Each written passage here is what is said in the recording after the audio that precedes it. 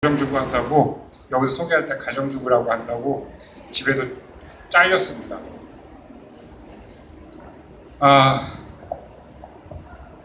노벨문학상 후보로도 몇 번 올라갔던 우리 고은 선생님의 극꽃이라는 시를 여러분들은 다 기억을 하실 겁니다. 내려갈 때 보았네, 올라갈 때 보지 못한 그 꽃. 단 17글자의 아주 짧은 삼행시입니다. 여러분 저쪽 뒤에 계신 분들 이쪽에 기도 좀 주시고, 한 10분에서 15분 정도 되니까 기도 좀 주시고 그렇게 해주시면 고맙겠습니다. 우리는 이 짧은 시지만은 여기서 우리들 가슴에 울리는 것들이 굉장히 많습니다. 야, 이게 하루하루 바쁘게 살다 보니까 너무 바쁘게 살 거 아닌가 하는 그런 반성도 하게 되고요. 너무 귀중하고 소중한 것을 너무 많이 놓치고 사는 거 아닌가 하는 생각도 하게 합니다.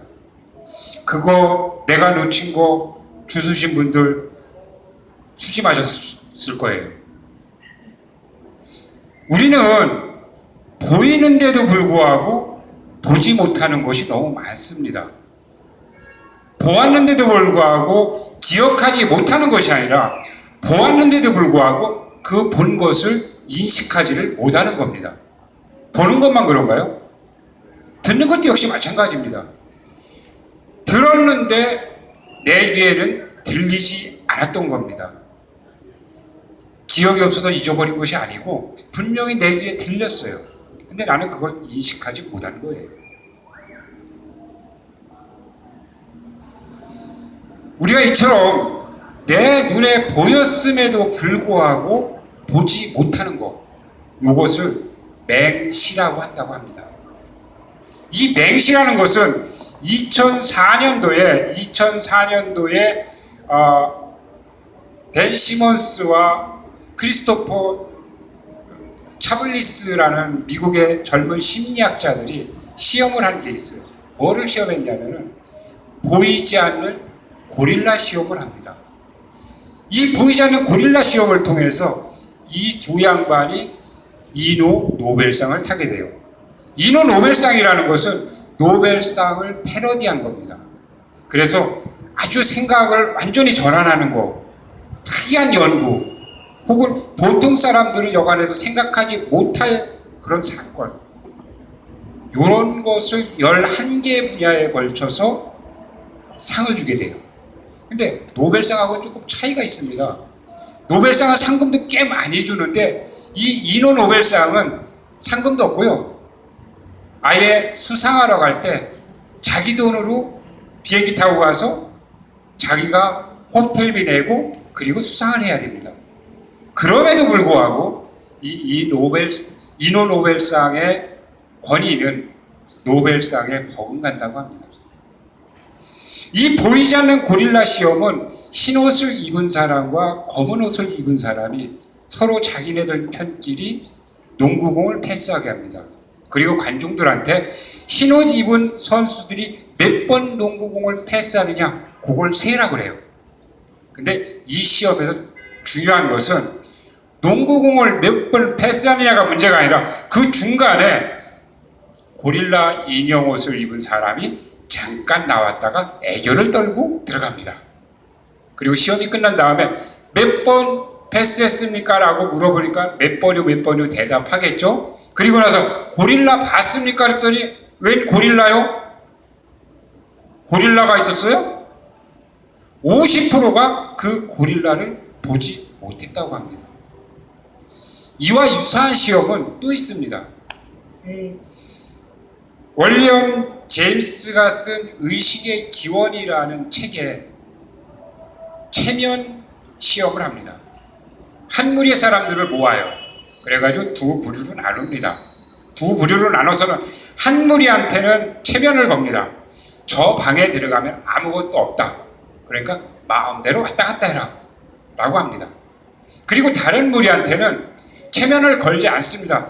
너는 저 방에 들어가서 아무것도 없거든 체면 걸린 사람처럼 왔다 갔다 해라 라고 합니다. 결과는 어떻게 됐을까요?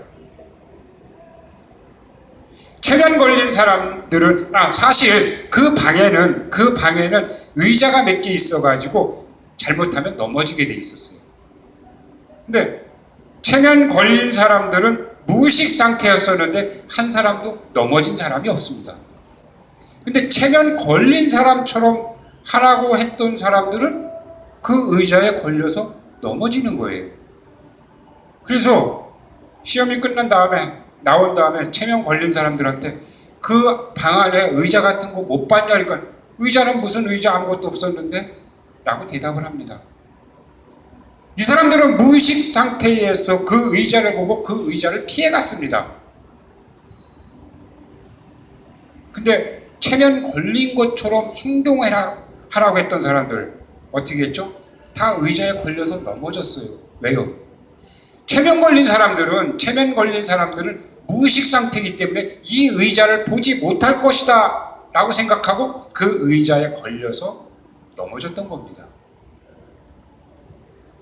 우리는 이 두 가지 시험에서 우리가 얼마나 왜곡된 삶을 살고 있는가를 볼 수가 있습니다. 우리는 보임에도 불구하고 보지 못하고 들음에도 불구하고 듣지 못하고 그것이 전부인 양 살고 있어요. 그것이 전부인 양 살면서 그것이 내 삶을 지배하게 됩니다. 우리는 세상에 살아가면서 세상을 알아야 되지 않습니까?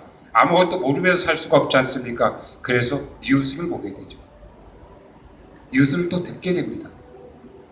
근데 이 뉴스를 보고 들을 때에 이 뉴스를 사실 그대로 받아들이지 못하게 하는 요소가 너무나 많아요. 우선 기자들이 뉴스를 쓸 때 어떤 걸 뉴스를 쓰죠? 뉴스를 쓰는 이유가 있어요. 여기서 나 이러고 있다고 뉴스 안 써주잖아요. 뉴스 쓰는 이유가 있어요. 의도가 있어요. 기자들은 그럽니다. 나는 사실 그대로 쓰고 있다고. 아니, 최소한 많은 사람들이 관심을 가질 법한 것, 많은 사람들이 관심을 갖고 있는 것, 그런 것을 뉴스를 다루고 있습니다. 우리가 인터넷 보다가 가끔 가다가 낚였다라는 표현 쓰죠. 인터넷 제목 딱 보고 내가 관심 있는 것 같아 쫙 클릭했더니 내용은 전혀 그렇지 않았어요.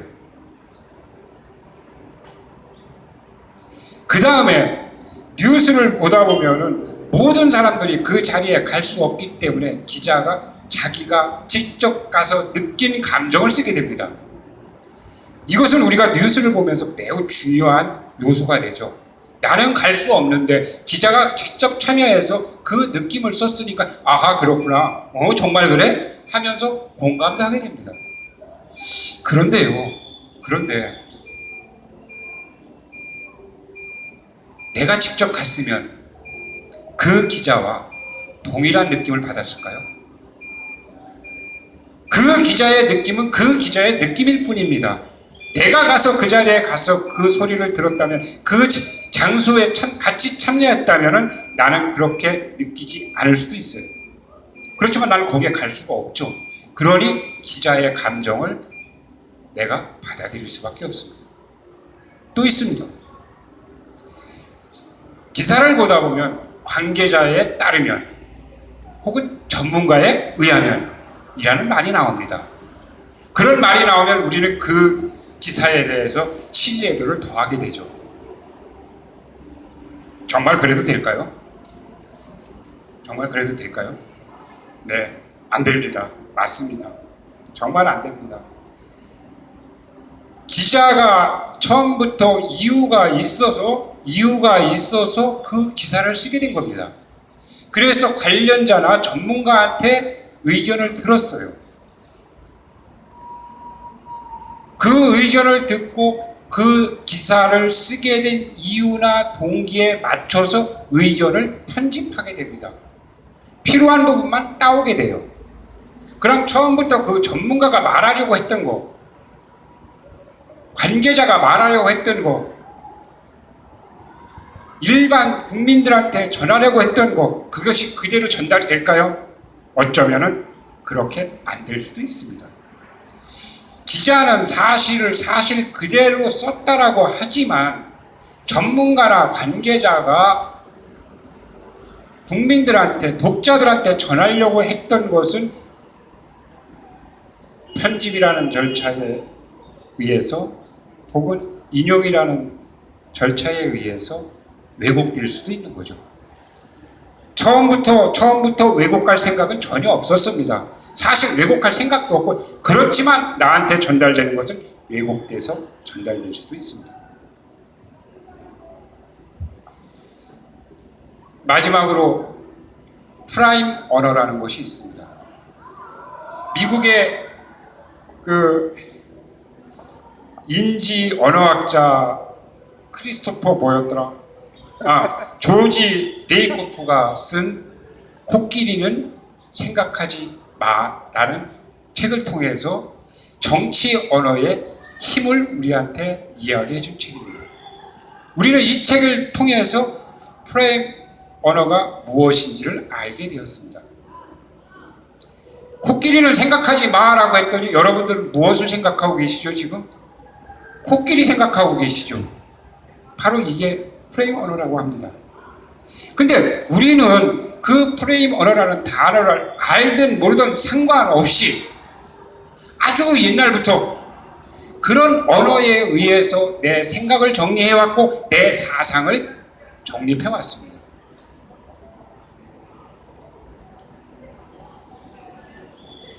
이것이 다 끝일까요? 그렇지 않습니다. 마지막 한 가지가 남아 있습니다. 모든 기사는 신문이든 텔레비든 혹은 인터넷이든 마지막에 편집이라는 절차를 거칩니다. 이 편집의 절차를 거쳐서 신문이 1면에 낼 것이냐, 2면에 낼 것이냐, 첫 번째 뉴스로 발표를 할 것이냐, 두 번째 할 것이냐, 전달력에서 하늘하고 땅 차이죠.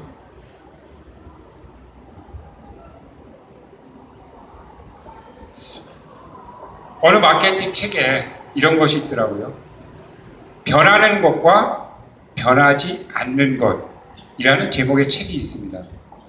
이 책의 부제로 Back to the Basic이라는 부제를 다뤘더라고요. 그리고선 뭐라고 했냐? 거래보다는 관계, 유행보다는 기본, 현상보다는 본질이라고 쓰여 있더라고요.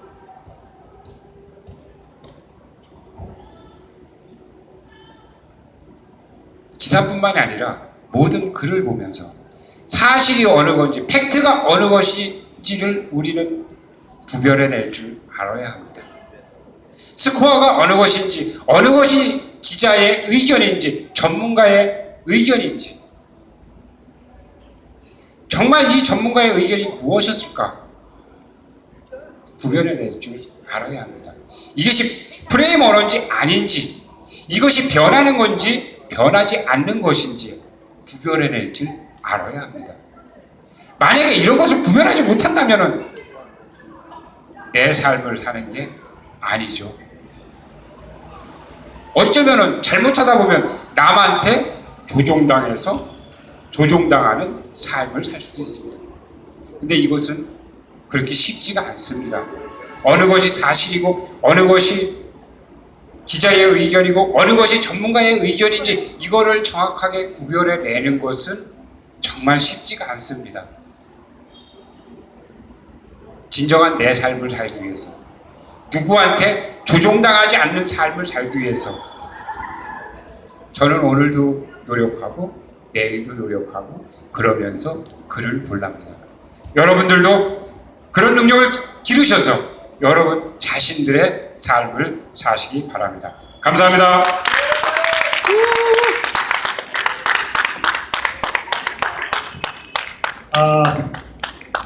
오늘 강연을 통해서 남에게 조종당하는 삶을 살지 말고